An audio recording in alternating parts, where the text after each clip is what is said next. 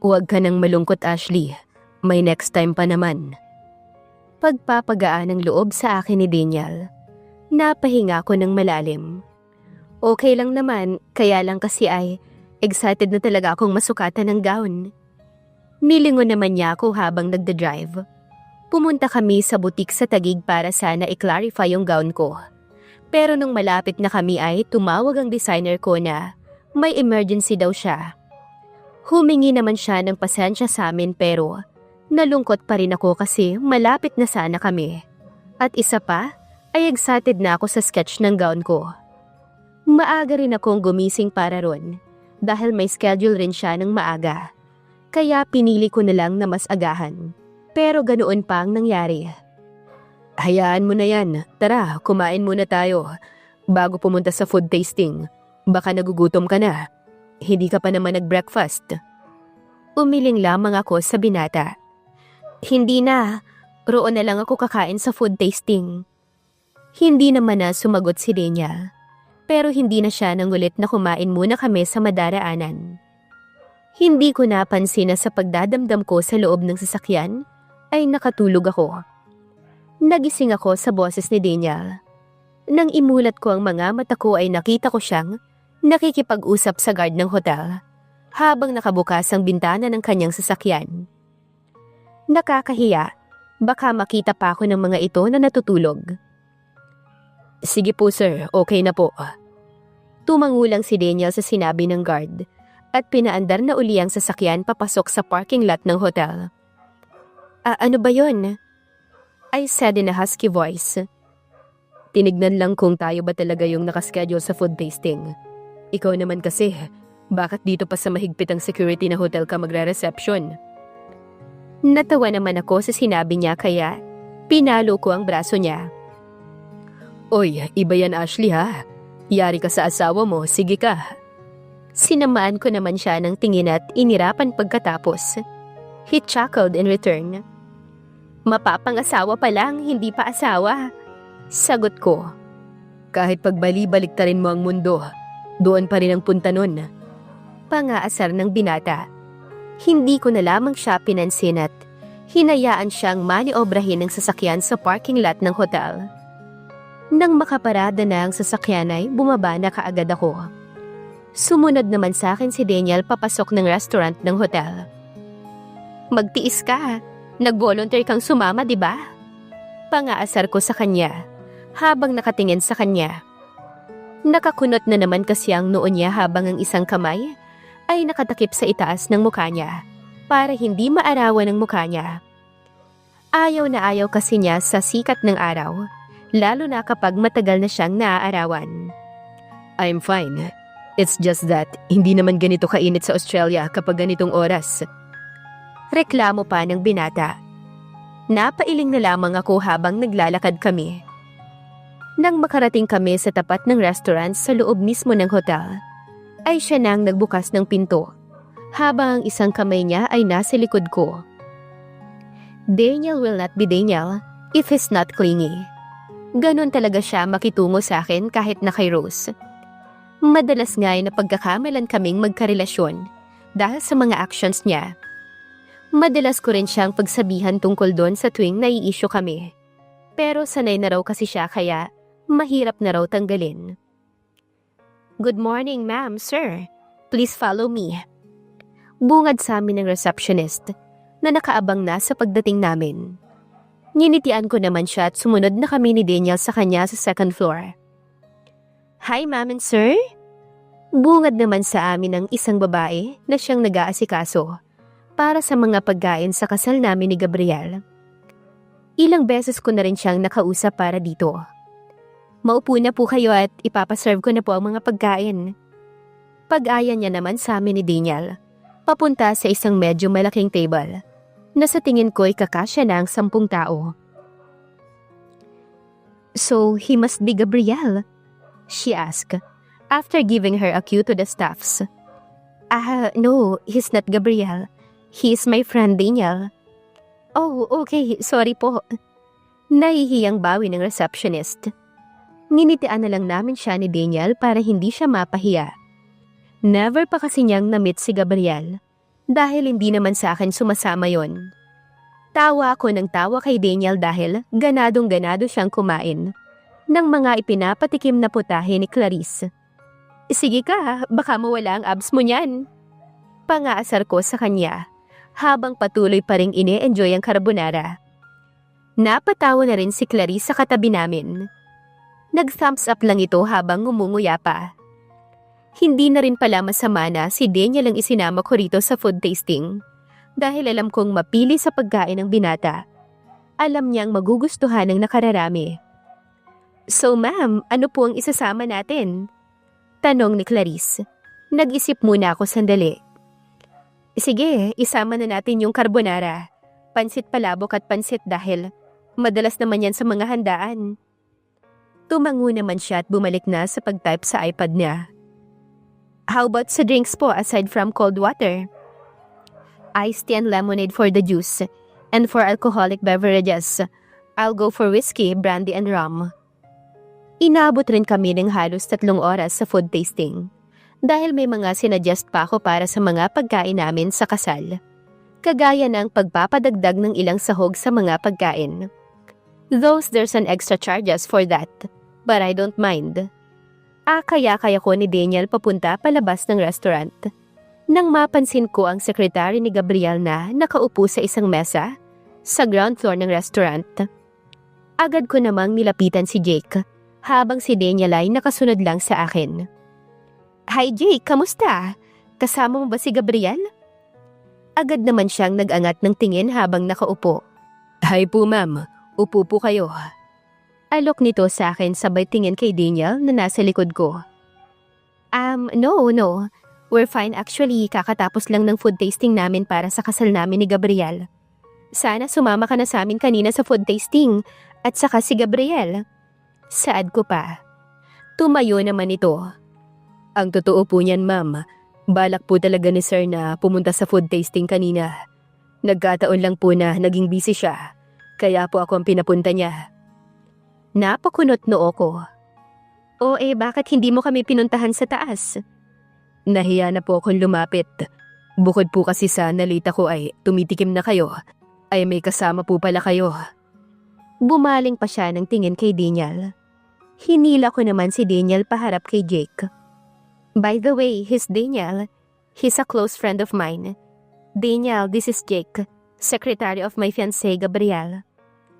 Inalok naman kaagad ni Daniel ang kamay ni Jake, na tinanggap naman ang huli. Sana'y tumuloy ka pa rin sa table namin, Jake. Ano na lang sasabihin mo kay Gabriel niyan? Okay lang po, ma'am. Kukunin ko na lang po ang mga napili niyong mga pagkain at ipapaalam kay sir. Tumango naman ako. Sige, pero sayang pa rin. Sana sinamahan mo na kami. Anyway, sige, mauna na kami ha. He nodded. Umalis na rin kami sa harap niya at dumiretso na sa parking lot. Wala na kaming pinuntahang iba. At inihatid na rin niya ako sa bahay. Hindi na rin siya nagtagal at umalis na sa pagkahatid sa akin. Gabriel's point of view. Napasapo ko sa bato ko pagkapasok ko ng company. Good morning, sir. Bati ni Jake sa akin pagkarating ko sa floor ng opisina ko. Jake, kindly please give me all the information about my upcoming wedding ASAP. Hindi rin nagtagal ay pumasok na rin si Jake sa opisina ko. Dala ang isang folder. Nandito na po lahat, sir. Lahat po ng nariyan ay desisyon ni Ma'am Ashley. Kung may ipapabago po kayo, just inform me. Sasabihan ko na lang po si Ma'am. Tumango na ako at tinanggap ang folder. Our motif is color violet. The foods were also good. Even the beverages. It looks like she's really hands-on in her wedding. I flipped the next page where the list of the visitors were. Lahat naman ng mga dapat bisita ay nasa listahan na. Ang kulang na lang ay mga abay ko dahil ang lahat ay nasa kanya na, ayos na. Nilapag ko na ang folder ko at akma na sana akong tatayo para kunin ang listahan ng mga pagpipilian kong abay. Nang tumunog ang cellphone ko. Hindi ko sana to kukunin dahil email lang naman. Pero may nagsasabi sa aking buksan ko na ang email. Kaya bumalik na ako sa pagkakaupo at kinuha na ang cellphone. It's an email from Dad. Napakunot ko noo ko nang makita na Puro pictures ang laman ng email niya. Nang tuluyang lumabas sa mga picture, ay halo-halong emosyon ang naramdaman ko. It's Ashley with a guy. The pictures were taken from different places. She's with the same guy from the first picture up to the last. Mayroon sa isang boutique, sa mall, sa restaurant, at ang iba'y nasa park. Halos ang lahat ng kuha ay sweet sila. At kung hindi lang niya ako fiancé, ay siguradong aakalain kong sila. Wait, baka boyfriend niya to. Nilapag ko ang cellphone ko sa office table ko at sumandal ng upo sa swivel chair ko. Maya-maya pa'y tumunog na naman ang cellphone ko pero this time ay tawag na. Agad kong tinignan ng caller ID.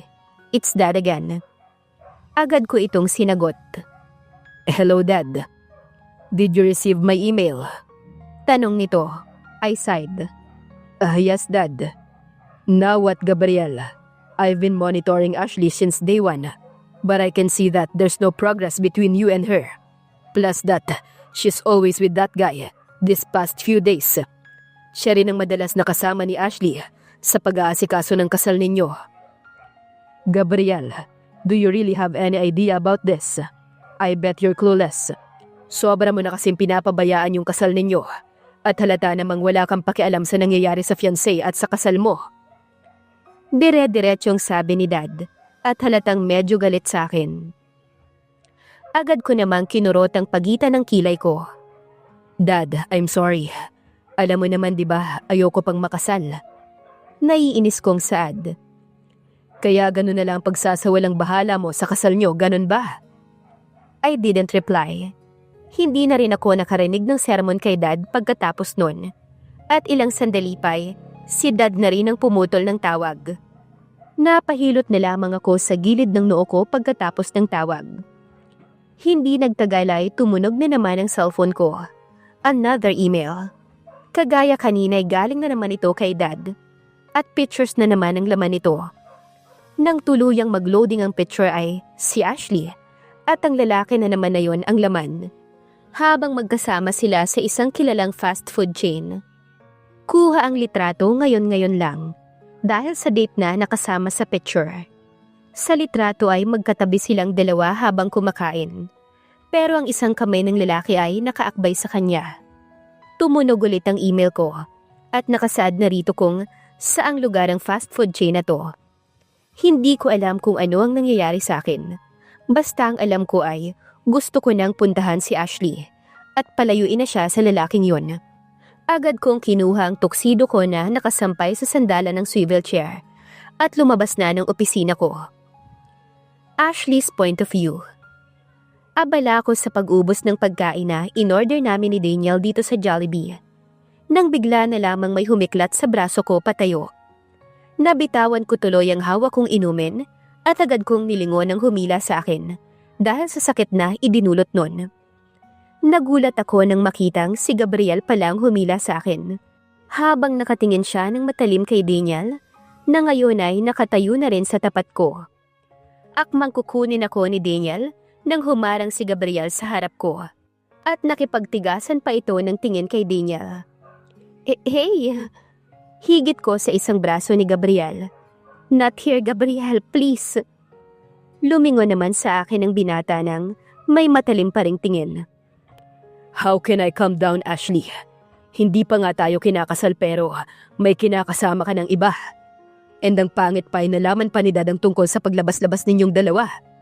His voice is calm, but his expression says that he's mad.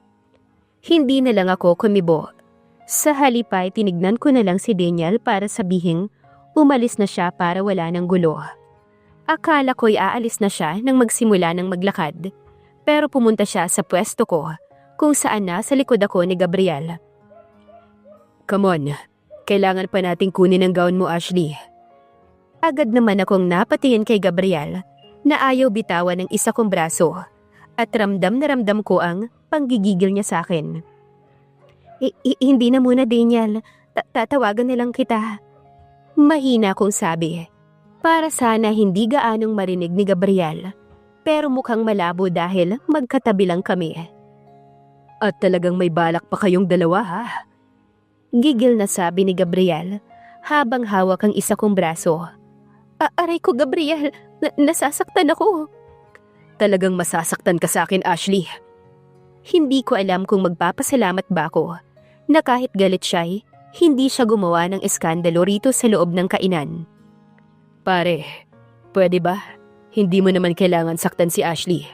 At isa pa, sino na lang sasama sa kanya sa pag-aasikaso ng kasal nyo kung hindi ako sasama? Nangahamon na sabi naman ni Daniel. Agad naman akong umiling kay Daniel. Knowing him, hindi siya magpapatalo kay Gabriel. Tinulak naman siya ni Gabriel ng malakas sa balikat, dahilan para mapaatras siya sa amin. At saka ako hinigit palabas ng fast food ni Gabriel. Hindi na lang ako umimik habang hila-hila niya ako, dahil ito ang unang beses na nagalit siya ng ganito. Sakay! Napatalon pa ako sa gulat ng sigawan niya ako nang tumapat kami sa pinto ng sasakyan niya. Nang hindi agad ako sumunod, ay itinulak niya ako ng malakas papasok at tumama pa ang isang binti ko sa sasakyan. Agad ko itong tinignan nang makaupo ako at si Gabriel naman ay umikot na pasakay dito sa tabi ko. May pasa na agad akong nakuha sa sobrang lakas ng tulak niya sa akin.